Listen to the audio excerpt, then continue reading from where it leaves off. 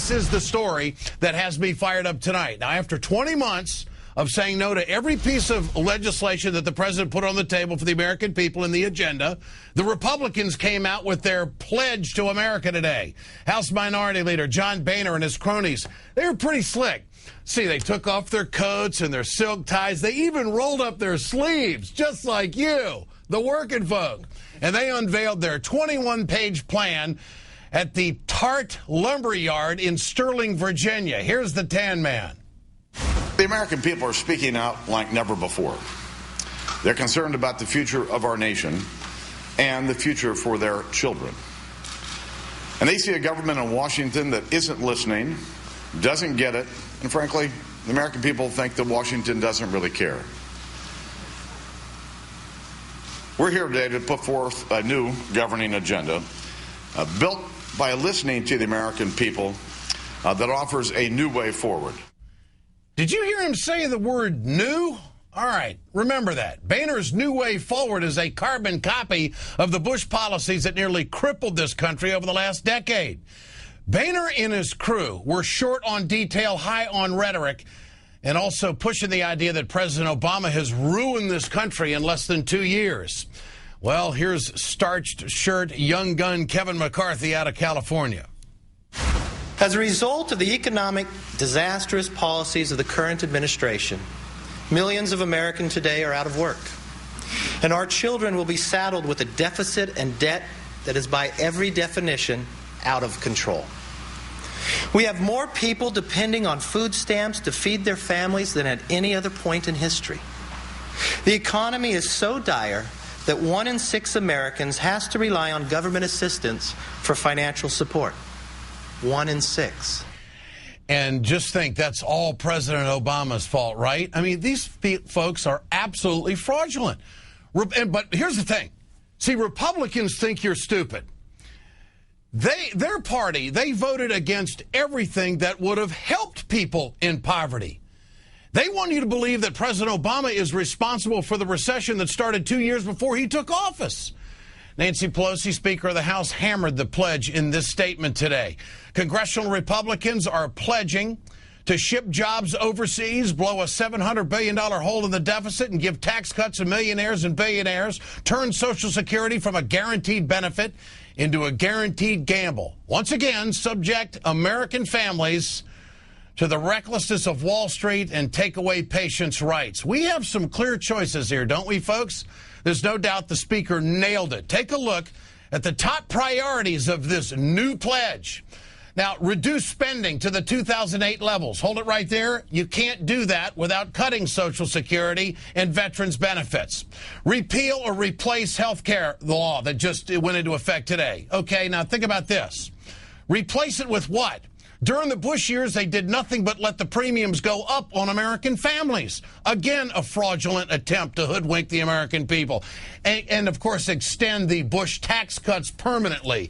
It's the same old song and dance. The pledge is nothing new to American taxpayers. This is the same garbage that the Republicans used to get us into 2 off-budget wars, and an off-budget Medicare prescription drug bill, and tax cuts for millionaires that were never accounted for, that drove us right into the ditch and into record debt, record foreign debt, record trade deficit, all that good stuff that they try to pin on President Obama. I find it more than ironic. John Boehner picked a small business to break out his brand new playbook for America. Right after the event passed, the House passed President Obama's $30 billion small business bill, 237 to 187. And we should point out that just one Republican voted for the bill. Just one. Republicans are complete frauds when it comes to fixing this economy. They have no plan. There's nothing more American than getting money directly into the hands of small businesses to create jobs, and they've been against it. Boehner's pledge is filled with tax cuts for the rich, spending cuts to the poor, and it offers nothing to the middle class in the way of job creation other than a measly tax cut. Republicans want to repeal health care when over 50.7 million Americans don't have a damn thing when it comes to health care coverage. They want to repeal progress. I think the Tan Man and the Republicans today, politically, in my opinion, made a fatal mistake. they just handed the Democrats all the ammunition they're ever going to need to win this midterm. I mean, we knew that they had no ideas, and now the Democrats and the American people have got it in writing. Get your cell phones out, folks. Tell me what you think at our telephone survey tonight. The number to dial is 1-877-ED-MSNBC. Tonight, my telephone question is, do you think Republicans have any plan to help the middle class in America? Press the number 1 for yes, press the number 2 for no. We'll bring you the results later on in the program. Joining me now is South Carolina Congressman Jim Clyburn, the House Majority Whip. Congressman, good to have you with us tonight. Thank you so much for having me back, Ed. What do you think of this 21-page playbook that's going to turn everything around? Well, I can tell you this. If anyone ever questioned whether or not the Republicans, especially those in the House of Representatives, has got any feel for middle-income America, I think they found out with the publication of whatever they called it, pledge. You and I call it a plague on America. That's exactly what you got here. Let's look at what they are proposing. They want to repeal this Bill of Rights for Patients' Bill of Rights. We are trying to say to people who find themselves in need of health care that there ought to be a response on the part of the government to you. They want to repeal that. They want to reduce Social Security. They want to repeat all the failed policies of President Bush. I think Boehner put out a statement today. We aren't going to do anything different from the way we've done it before. If that doesn't tell you something and doesn't frighten the American people, I don't know what will. Congressman, what do you make of the fact that they did this at a small business in Virginia when they have fought President Obama and the Democrats on every small business agenda and got only one vote on this? I can't help but use the word fraudulent. I mean, they're trying to fake out the American people on this, aren't they? Absolutely. Today, when they left that small business, they came back to the House floor. We had a vote for giving tax cuts and credits to small businesses. The 8th tax cut to small businesses that we have proposed, and they voted against it.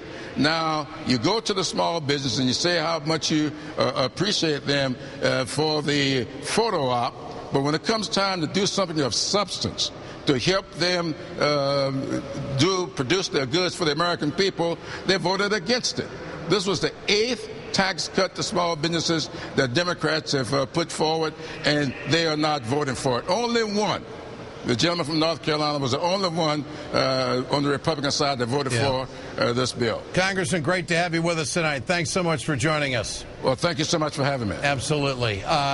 Congressman Jim Clyburn from South Carolina. Now, this joke of a pledge mentions the middle class 3 times and says 0 about the poverty rate and nothing about diversity. For more, let's bring in Hillary Shelton. He's the Senior Vice President for Policy and Advocacy at the NAACP. Mr. Shelton, good to have you with us tonight. It's great to be back. As someone who has advocated for people all your life, how did you feel today? Did you feel included in this plan? Not at all. As a matter of fact, what I felt is we were reverting back to a policy agenda that was not helpful. One that came out of an administration that actually ended up cutting programs and services not only for the poor, but actually not even enforcing civil rights protections for racial and ethnic Americans in our society. It was a step backward at a time when our nation needs to move forward. Is it something that would motivate, in your opinion, minorities and all different progressive groups across the country to realize that if the Democrats were to lose the majority, it's all there in writing, where are you going to be going? I mean, wouldn't this be a great motivating force? Well, absolutely. Clearly, those who are supporting this agenda are not those that support the concerns of the communities that we represent.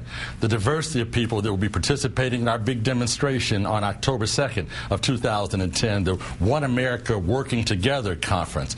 This will only motivate people to move beyond, to see that if we don't continue to focus and keep our eyes on the prize, then indeed we're going to find ourselves slipping back into that ditch that we just drove ourselves out of. So indeed, I think it will motivate people to hopefully register, educate themselves on the issue, and really see what's at stake, and then move beyond that to make sure our nation becomes what it ought to be. That great vision that we all have of one nation for all of us, again, working together. I'm curious, Mr. Shelton, if anybody is going to be pushing the Republicans early on here, are they for or against the pre-existing condition? Are they for kids getting health care? Are they for young people under 26 years old staying on their parents' insurance because of these tough economic times? I mean, all of these things, when they say they want to repeal it, but then they never offer anything else up, it seems to me they're very vulnerable. Now, on this One Nation March, I am honored to be a part of it and having an opportunity to speak at the Lincoln Memorial. The focus there is going to be jobs. The focus is going to be health care and education. How much of a rallying point do you think this will be for the base? I think a tremendous rallying point. I think we realized how hard fought it was for us to get to a point where we've now changed the policies and we're now seeing them implemented. That if we don't want to lose the traction that we've gained thus far, we've got to continue to move forward.